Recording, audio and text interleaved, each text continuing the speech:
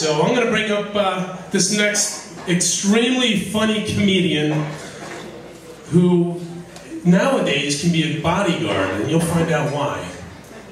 You might have seen him on Cops. You might have seen him on some show, but you will see him right now on stage. Dennis Branen to the stage. Dennis Branen, give it up for Dennis.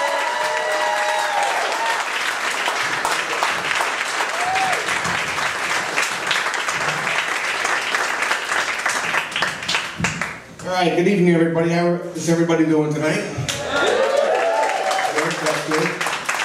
Maybe you guys can relate to this story.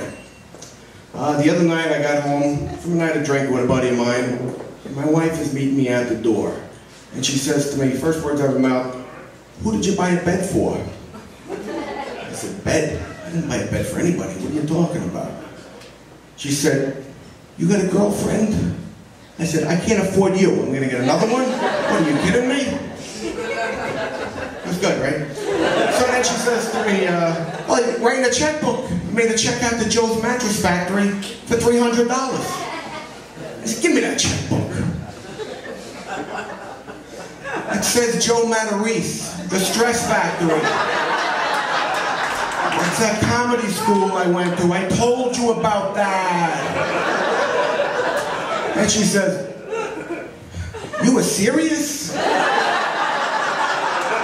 I said, "Yes, comedy intrigues me. I figured I'd go through a little bit of comedy. It intrigues me." So then she tells me, "What's next? You want to go to magic school and become a magician?" I said, "I've done that already." "Oh, really? When was the last time you've done any magic?" "Last night. I made my cock disappear in your pussy and reappear in your mouth 10 minutes later."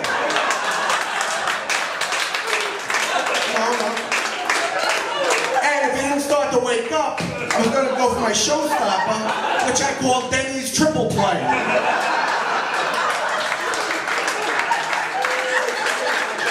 Then she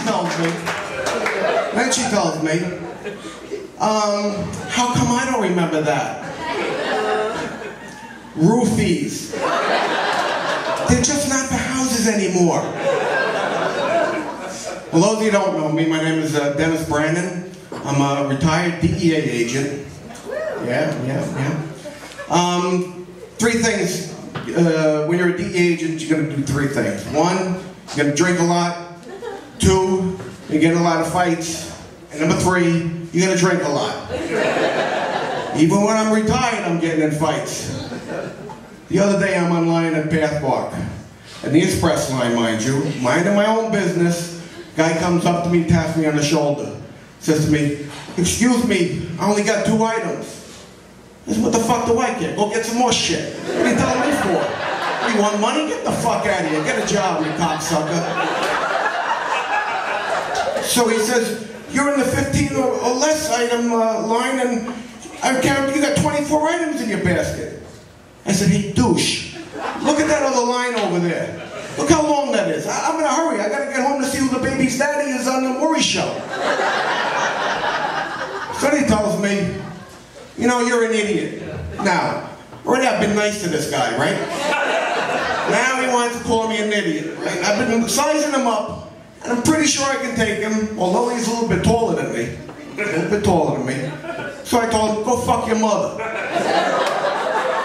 He says to me, "My mother's dead. Take her up and fuck her. What do I care?" So then all of a sudden he does one of these. He's, you know, his shoulders are coming at me. I'm like, "Oh, this motherfucker wants to go at it, right?" Pop! One shot. He's on the ground. Right? And I don't know, anybody got in any fights? It's like lazy potato chip. You can't just take one shot, right? So I pick up his fucking walker and I beat the shit out of him with it. You fucking old bastard. That'll be the last time he cuts in line. The last time he'll ever cut in line. But you know, you may say, you know, that violence like that, I don't know, turns off a lot of people, but oddly enough, it may turn on the ladies. Yep, I think I still got it. Because at the checkout, when I'm going through the Pathmark, the checkout girl says to me, "Excuse me, sir, do you have a checkout, do you have a Pathmark Super Saver card? I said, I have one, but it's on my wife's key ring. I don't have it handy. Then she says, can I have your home phone number? I'm like, okay. So I give her my home number, and I look at her and I told her, do me a favor, call after 11. That's when the wife's sleeping.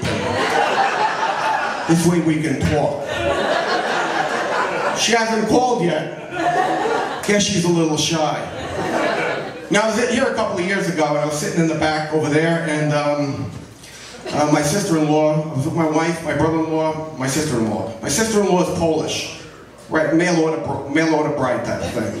And they used to give you a piece of paper, and you write down funny things, you hold it up. So she goes, Dennis, I don't know what write. I said, I'll write something nice for you. So I put on the piece of paper, 200 an hour, no anal. So I said, hold that up. So she's holding it up, and everybody's going crazy. And the comics here underneath her picture put down, whore. So she says, Dennis, what is word? Hooray. I said, she goes, what? That word, hooray. I said, yeah, hooray. Hooray, they like you. They like you. So then I went, I had to go to the head, so I said to my brother, I'm going to the men's room. He goes, I'll join you.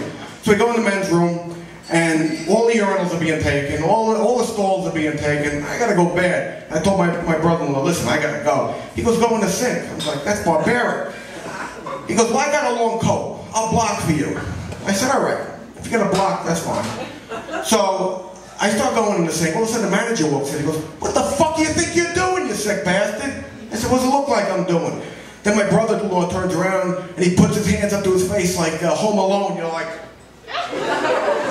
oh, what are you doing? I can't believe you're going into the sink. I'm like, you motherfucker, you throw me under the bus. You told me to go in the fucking sink. Jerk off. And he goes, Danny, I thought you just had to take a leak. So I finished up. I used the faucet as a bidet. I tell you, those Europeans got something there. Hey, that's my time. Thanks a lot.